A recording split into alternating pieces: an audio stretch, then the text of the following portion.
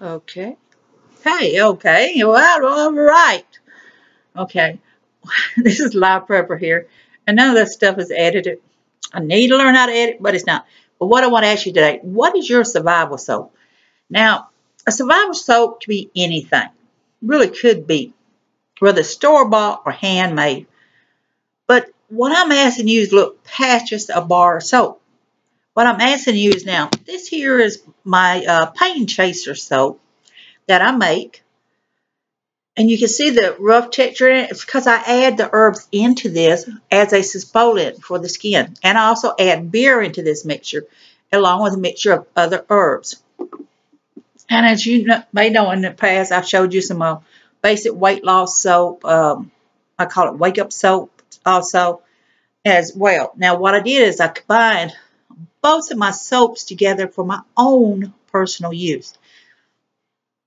What a survival soap is basically is this.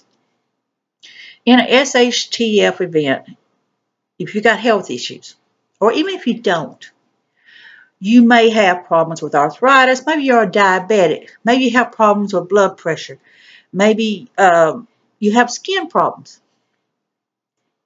Thinking about the kind of soap you need in a survival situation is really very important. And water can be very limited. So for me, I wanted a soap that I made myself, very strong, potent soap, with a exfoliant. This is a combination of my pain chaser soap here with my wake up soap. So that means it's got coffee grounds in it, some coffee. It's got a combination of herbs and stuff in here. And what I do with my pain chaser soap is I brew up all my herbs in a cup with warm water. And then I take and recycle soap. And I add the water mixture into it. And stir it all up in the pot as I'm cooking it. And then I turn around and put all the herbs into it so I can have it as a exfoliant. And then I turn around and rinse the cup out with more water to get all the health benefits of it. For me, this here is going to get me through. Water can be limited. I can use it also to help scrub my skin. It'll help get down into the pores and scrub. It has the coffee grounds and it has all these exfoliants of these natural herbs that I have in here. Now, there's different ways of fixing your soap. If you want to use a 10% solution, as many people do, you can.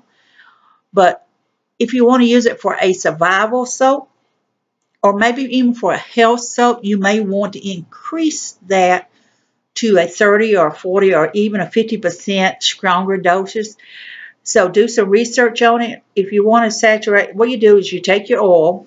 If you want to use a combination of oils, or just use a simple basic oil of olive oil.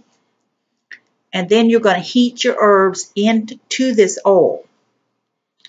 Let it sit for about an hour or so, and then let it set, and then filter it out. It'll take time to drain and filter itself out. So then you're going to turn around and take that same batch you just filtered out and add a fresh batch of herbs into it and heat it again. So you're making it stronger each time. Now you can do it that way, or if you've got stockings or something like that, you can put most of the herbs inside the bag of stocking, silk stocking, tie it up in there, or a cheesecloth and place it down into the oil solution and heat it that way if you choose to try to do it in that method as well.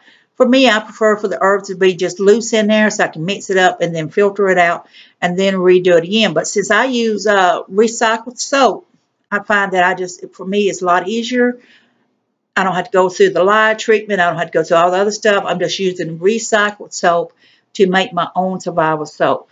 So it's important to think about what kind of survival soap you would need in a situation. I have cinnamon in my survival soap. That's great for people with diabetes, weight issues. I have turmeric in there for my skin.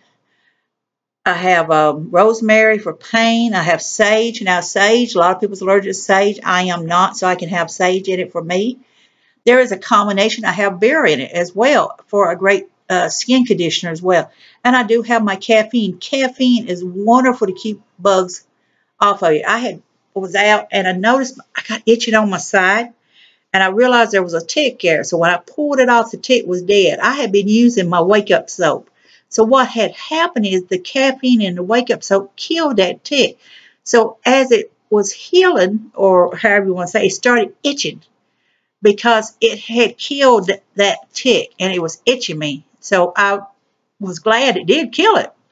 So that helped in many ways. So think about it. What is your survival soap in an SHTF event? Let me know what you consider survival soap for yourself. It'd be interesting to find out. This is Live Prepper here. When you be safe, be happy. Bless you all.